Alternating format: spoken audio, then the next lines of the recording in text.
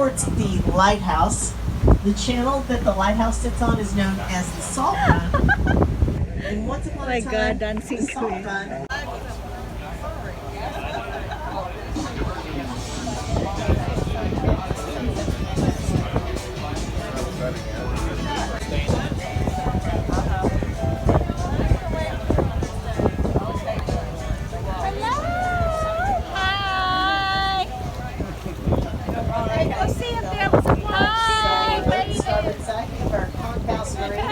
Beyond the Concourse Marine is the Concourse Restaurant. Kind of a fun little venue. If you look back through the boats, you can see Nevy's little Later, tiki full moon. Captured look how I captured Markel. And that was always have live music on the dock, so it's fun living over there.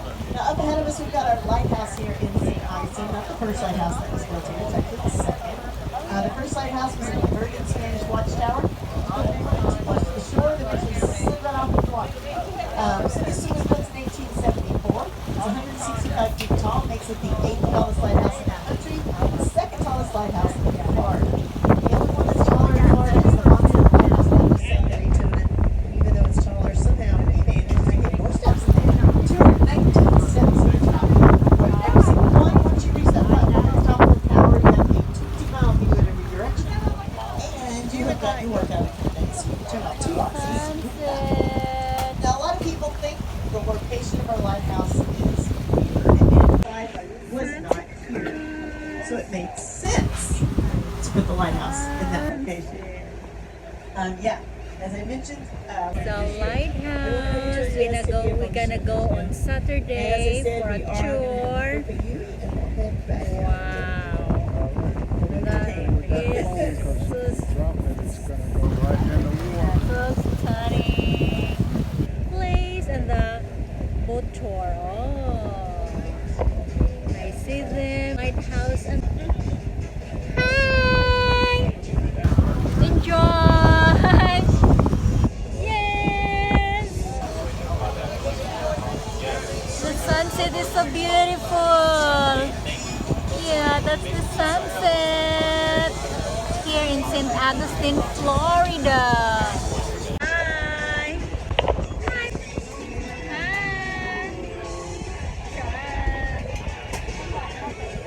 Beautiful. Lots of people. A bit windy, but very, very beautiful. You know, the feeling. We are fronting the lighthouse. We're gonna tour that on Saturday. Board in the sunset cruise. It's charting on board. Alright, welcome aboard. Two. Thank you. Woohoo. Which one you like? Left, right? And then paying for the haul out. Yeah. Part of our journey is the captain.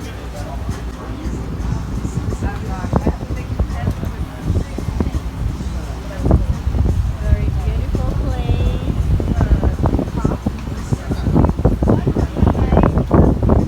Beautiful. It's used to guard the west side of the river. The Statue of David. So I guess they're Italian, or Leon over there. You know, in 2012, we had a couple that moved to town. I like to hear my voice. We had a couple that moved to town. They fell in love with St. Augustine. Wanted to show their appreciation. They actually donated 2 matching lion statues for the east side. There it goes, it's going The up. lions in the park. Oh, it's going up, Markia. It loosely translates to peace and Wow. happiness, I've been on it when it which is really. nice sunset. The reflection, as you can see, very orangey. It's worth the tour in this beautiful St. Augustine. Picture the sun setting. I think it's the most beautiful pavement in the state. I might be biased, but that doesn't mean you're wrong. So we have one skyscraper here in St. Augustine. That cream color building with the rust colored top. It was built in the 1920s. Back then, when they used the word skyscraper, it meant a building of unusual height. So for St. Augustine, that was a building of unusual height, apparently. Really soon after It was completed in the 1920s. City officials decided that it wanted more tall buildings. They actually passed an You're ordinance very to no busy, longer huh? build over 35 feet or 3 stories within the city limits. Well, that's a decision I applaud. Keeps our city looking quaint and charming, and we have beautiful sunsets because there's no high-rise buildings to block it. So some of those other tall buildings that you can see there in town, they are all courtesy pretty much of one man. I like to call him the richest man you've never heard of. The bridge. He renamed it the Hotel Cordova. Hotel. He also built several off in the distance. That is the Flagler Memorial Presbyterian Church, built in honor of his daughter Janine Louise, who passed away. It is an absolutely gorgeous building, and it's usually open side and look around. If you're looking for something to do tomorrow, make sure you drop by and see the inside of that church. It's beautiful inside and out. It has a 5,000 pipe organ in here. Yeah, it's amazing. Ponce de Leon Hotel became Flagler College in 1968. So now all those students at Flagler College eat their pizza and their hot dogs in the grand ballroom of that hotel, surrounded by the largest collection of Tiffany stained glass.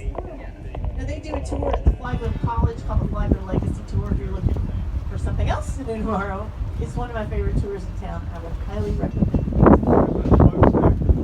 Smokestack is because that hotel had electricity, even in 1888 when it was first built, and they burnt, I believe it was 8,000 on the day for the whole town is full of good restaurants. But the white building right down there on the end, left, Casarena, Tequila Taqueria is really good. Right next to them is always TV, that's always really good. Yeah, excellent. Right over here, the white building with the lights and the tiki torches, that's a Teeny Martini bar. And they stop Teeny serving Martini food bar. at 3 o'clock. But that's not really what they're known for, their food.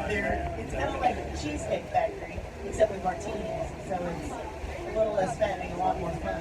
Yeah, Ian's Irish Pub there with the flags. And then on the end, the white building down here is a restaurant called River and Fort. Worked out really well for the Spanish. Used to go Canada built their fort is one of the reasons that Spain was able to hold on to Florida for almost 200 years. Nowadays, our fort is part of the National Park Service. It's near the National Park Service Castle. Otherwise, We are already entered in the port.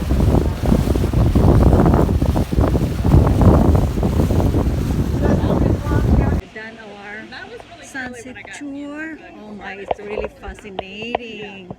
Yeah, it's so beautiful. The sunset is truly beautiful. We see lots of beautiful scenic view. Just done on that boat. Walking, going to home. Going home.